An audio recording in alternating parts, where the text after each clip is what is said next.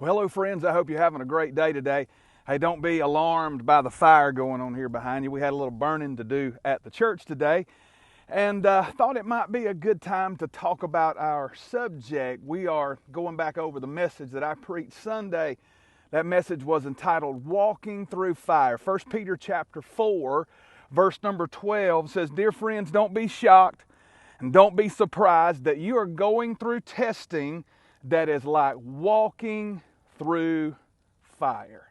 Now that's exactly what the tests of life are like. It's like walking through fire, much like this. Now, not on my best day would I ever walk through that fire back there, because I know that thing's real. I can feel the heat from here.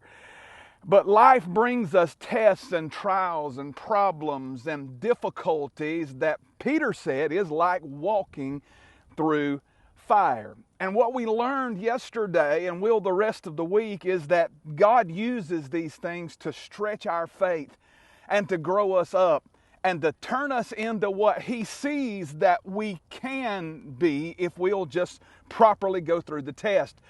Job was a great example of one that went through the fires of life and came out blessed and with more faith on the other side. As a matter of fact, yesterday we learned from Job that God tests us every day.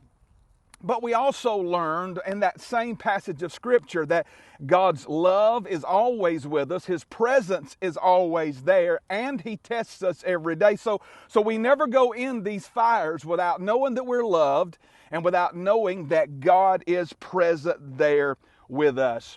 The King James Version of 1 Peter chapter 4, verse 12 says, "Beloved, think it not strange concerning the fires of life or the trials of life, as though some strange thing has happened unto you." And when you look at that word strange, it means foreign, uncommon, or unusual. And all he's telling us is he doesn't want us to ever get the idea that when we have to walk through the fires of life, that it's odd, or it's unusual, or it's strange, or it's uncommon. Because to the child of God, it is common, and it is something that is going to happen every day of our life, because God uses these things to test us and to stretch us and to strengthen our faith. They're not strange to us because nothing ever happens in life without God's approval. Nothing ever happens to us without God filtering it. So when we face these fires, we can go into them with confidence, knowing that God has authorized that for you and me. And if God authorized that, then we know that we're not going to burn up in it.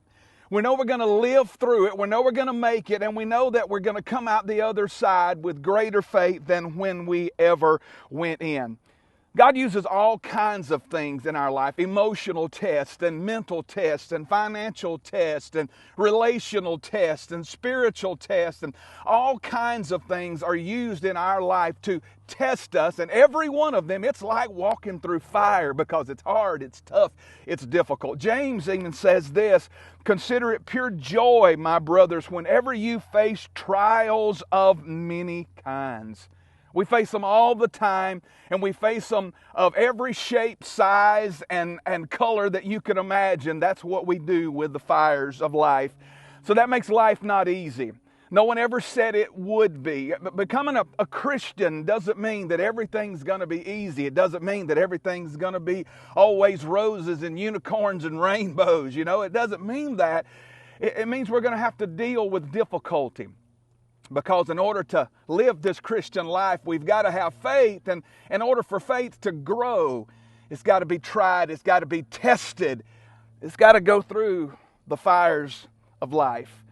If life were easy, you wouldn't need faith. If you could sense God and feel God all the time, you wouldn't need it. But what we learned, that He's there every step of the way. Job actually told us something else about the fires of life. There was a moment in his life, Job 23 records, where he couldn't sense God anywhere. He said, "I go forward and He's not there.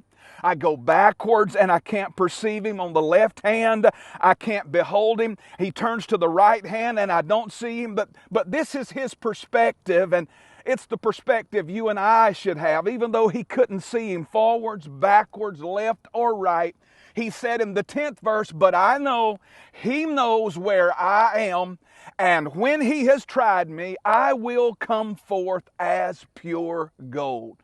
That was enough for Job. Job said, I don't have to feel you. I don't have to sense you. I don't have to hear you. If I can't see you forward, behind, left, or right, it's okay, because I know that you know where I am.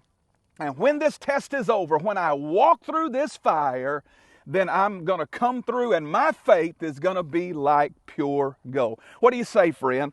Let's trust God with the fires of life, and let's go ahead and let's bow our neck and straighten our shoulders and pick our chin up, and let's walk through the fires of life with courage, because we know that God is going to do something great in our life as we go through the fires of life. Well, hey, I got to get out of here. It's been good being with you today. I look forward to being with you tomorrow on Wednesday's edition of Take 5. Until then, God bless you.